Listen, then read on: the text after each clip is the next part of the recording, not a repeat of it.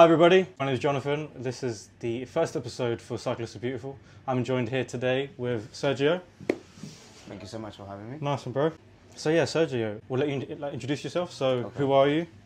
My name is Sergio Lopez. I'm first generation Ecuadorian immigrant. Was born in Spain, came here when I was like 8, 9.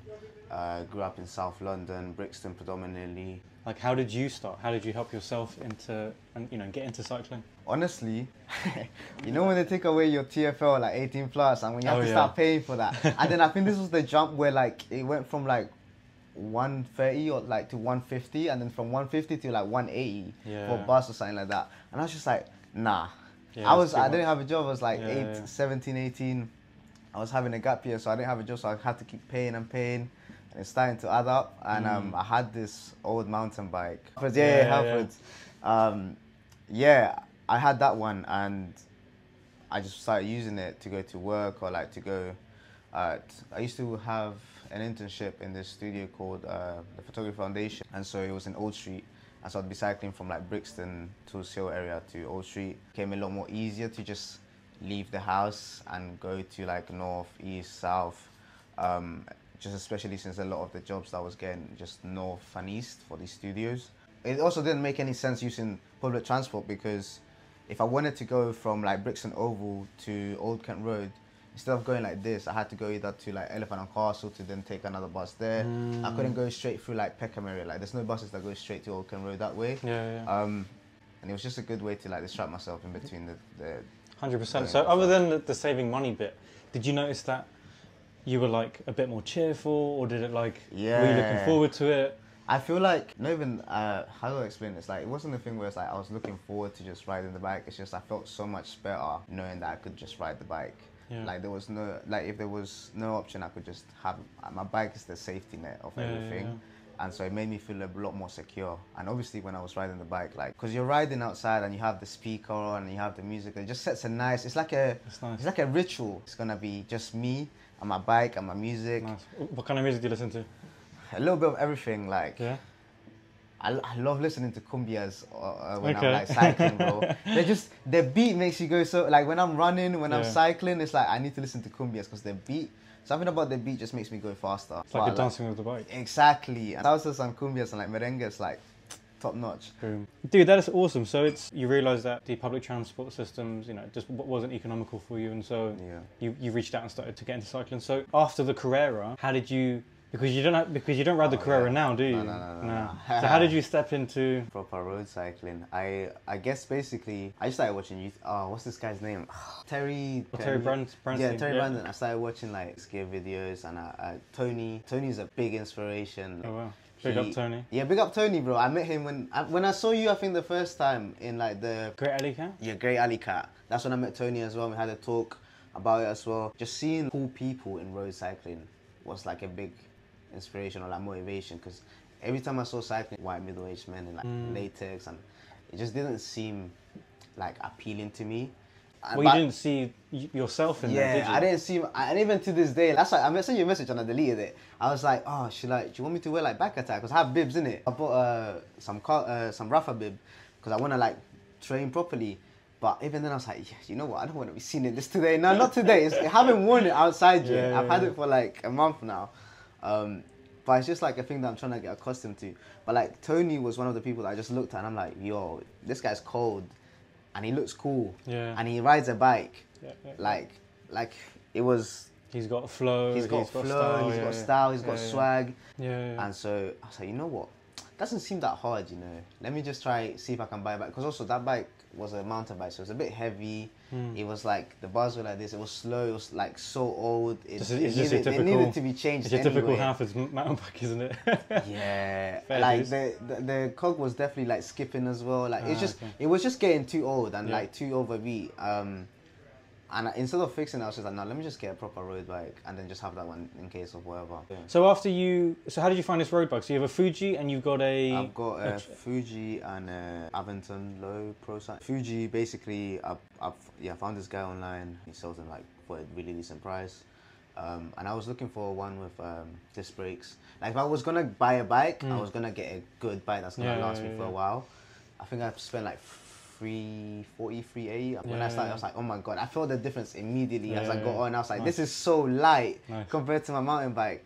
And obviously the bars were hard to get used to at the beginning. Yeah, it's a lot quicker, isn't it? It's a lot more efficient. It was so much. Like I was so on my way home from like Clapham Junction, going through Brixton down that hill. I was like, oh my God, it's so fast.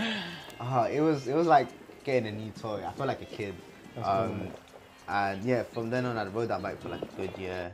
And then my sister got into a car accident with the bike.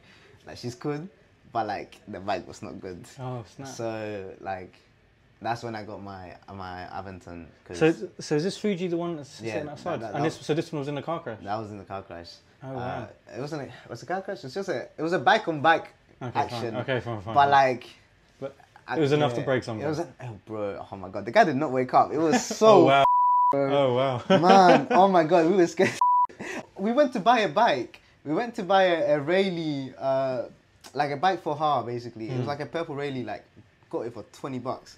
It was good, and I was riding it because it was a bit more heavy and sluggish, and we were going down this place, and there was this like massive line of traffic, 2 buses right here, and so you couldn't see from this side, so because you were blocked, but apparently it was a green light, but obviously no car was coming because there's so much traffic, and then next thing you know, this I'm like, all right, I'm gonna go because there's no cars coming because it's like literally blocked. It's clear, yeah. A moped comes right after me, like. Right after me, and my sister's trying to go. There's this bike that just zooms it down through the little bus thing, and they crash. Oh man, it was crazy. So your sister and this guy, yeah. But she was fine. Like she got up and she was like, I'm fine. The bike was the one that got. Oh damn. But then the guy, he was fine. He was like, no, I'm good. The bike was actually fine.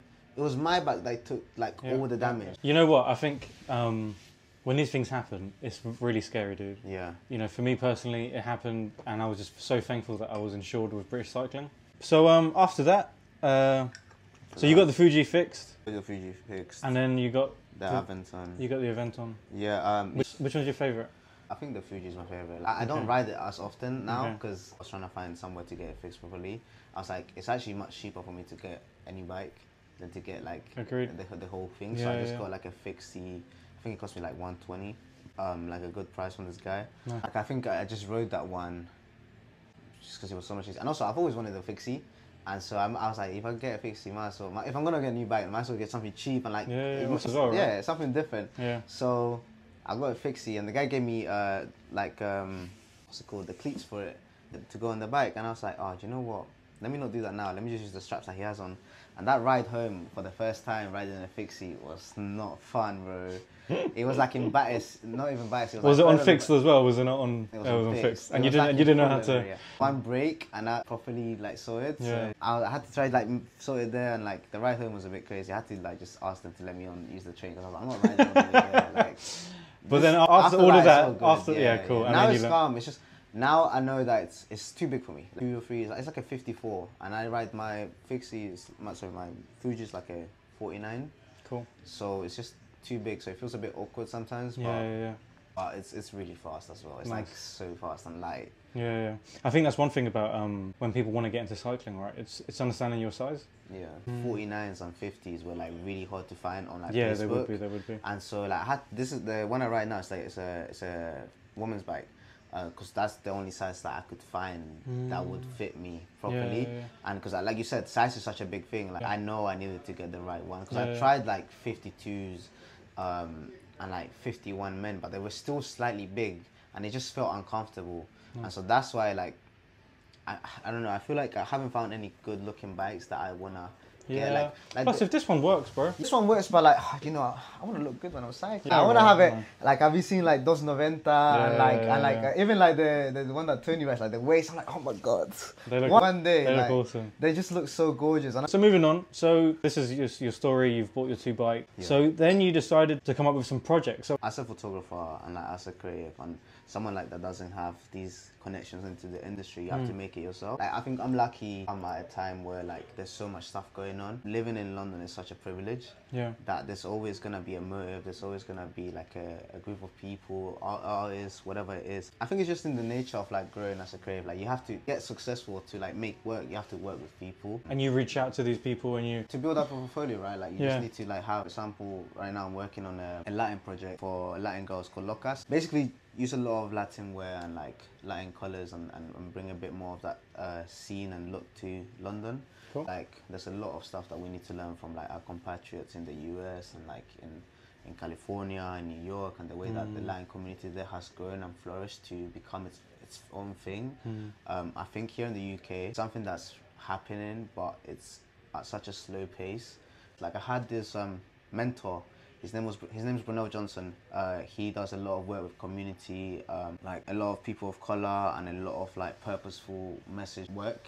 Told me like, your work's cool, but like what are you trying to say with it? What's the purpose behind it? And I never really understood that. So I started looking around me, because the reason why I wanted to do these cool like rappers and stuff is because that's what I saw online. Like that's what was showing on the magazines and so on and so on. And I think I didn't realize, because I didn't know where to look of what other kind of work could be made and how that can link to fashion, music, other avenues. So much that we've fought to have here. Yeah. And obviously, because that's where I grew up, I didn't understand that this was special. I just thought that this was just normal. And I just started going to Ireland and like, all these other places in the UK, Manchester, like just seeing that we're so lucky to have this here. And so for that, it's just like, you know what, why don't we just champion these people? Like that. Also, we have a very beautiful, colorful culture, so why not take pictures of that? Because no one's doing it. Yeah. And the people that like we're doing it sometimes come from other communities that aren't really ours. Like whenever I go to these events, or like you just see white photographers taking pictures of people in these costumes and they're like using it as their thing. And I'm just like, that's crazy, because we could be our own people. Like our own people should be telling our stories. Like, that's the way I feel. 100%. Yeah, so that's what I started doing. Yeah. When Unwrapped, I started connecting with like Yorubai, like Warmis, like a lot of these dance groups, like because they're people that want to be seen as well, and they haven't had the chance to in a lot of times. So I think like a lot of them were just really sweet, and they've really trusted me with this, and I think I've done a good job in like showcasing them. And like a lot of people have started to like ask me, yo, when is there another Latino event happening? I want to go see the dances. I want to go like do this. That's really cool, man. I'm just like, that's what I wanted to do. And so now I've done that for a year. And I think now I want to take, because I'm working, I just literally just got a new job working at like an advertisement creative agency. My next few steps, I'm going to take a bit more of a step back for, but like focus more on specific projects at the time. I think like last year I was just trying to do as much as I could and going everywhere. Yeah. Now Which I I have don't less blame you. time. Yeah, because I had time. I had time to do that. Exactly. But you had to have make your portfolio as well, right? Yeah, I needed to build that up, because I had a portfolio. Like my images were good before, but they just were, they didn't have a direction. And now my images are good and have direction. Nice. Now what I'm trying to do is fine tune that, and how can I make that even more directed into like the things that I want to be working on. Good luck, man. That sounds awesome. Yeah. It's great to, you know, be aware of the culture that you come from, be an advocate for it, you know, like try and work towards exposing it. That isn't the only thing you've got though. You've also got this cycling project that you wanted to start working on with your sister. Yeah. So what was it called? So it's called Chucha Faye. Chucha Faye. Chucha Faye. And what does that mean in English? Basically, chucha's like, well, chucha means like a couple things, right? Like, Okay. like chucha means a couple things, but it's like, it's in Quechua. Chucha means like, it's like saying, like, you know, I hurt myself saying. And Faye? And Faye is like, so basically, Ladino Latino or something like that. He's a comedian in Ecuador. One of this Ladino guy, he makes a joke. It's like a Christian joke of God sending strikes down to people that do something bad. He throws down the lightning on people, and the person's like, why you hurting us, la la la la la. And it's like, he throws another light and he's like, Chucha Faye. And like, that was like a tagline that we had, like we'd miss, like, Chucha Faye. Awesome. And the man, it's an incredible story. Hilarious. So you were saying that, because I was reading up on it, and your motto or your ethic was, yeah, not just cyclist? I'm not a cyclist, I just cycle. Like, I feel like saying I'm a cyclist is a big thing for people. Like, because it just represents like a lifestyle. Like, it's not, like the same way you don't say, I go to the, you don't say I'm a gym bro, like stuff like that. Like, people don't want to be labeled. I just go gym. I just go gym, I'm not a gym bro, like, yeah. stuff like that. So, for me it was important to make that distinction. Because I think when people were like, oh, you're a cyclist now, I'm like, Yeah. I'm a cyclist now. Yeah, I'm one of those. I'm one of those. Which is, yeah, I hear you. Like, I think it's just different people, like, I think people need to just be warmed up to the idea of what cycling is and like being a cyclist and stuff like that. I think there's a lot of stigma towards cyclists, and I don't blame you. Obviously, with what this show is about is cyclists are beautiful, and I suppose even those who don't refer to themselves as cyclists, but people who cycle, I personally think if you're on a bike, you're beautiful, in any way or shape or form, and it's because of what we do. All of the different issues we face, all of the things we do together. But yeah, I 100% agree with you, bro. I think people need to realise that you don't have to be wearing Lycra or have to have all of the gear to cycle, There are so many benefits to it. I realised then that I was like, this is a topic that a lot of people could bond or even have a conversation over. Because everyone at one point in their life has learnt a bike or tried to learn a bike. Bro, that sounds awesome. I think, hopefully you can just do a couple, bit by bit. So that's that project. Any other projects in the pipeline? These two topics are the ones that... So cycling and photography. Cycling photography and like... I wouldn't even say photography. I'll just say Latin people. Because I'm going to do photography for both. Cool. Like, photography is like my excuse to document it all. Awesome, dude. Well, do you have any shout-outs that you want to do for your Instagram accounts? My Instagram's not Sergio. My cycling club's Instagram's called Chucha Fire. Those are the two outs at the moment. I don't have anything so else not Sergio. Not Sergio and Chucha Fire. Perfect, bro. Well, you heard it here. Give a follow if you're interested in his stories. And yeah, thank you very much for coming on board, bro. Thanks for having me, man. Awesome, Appreciate dude. it. You're very welcome.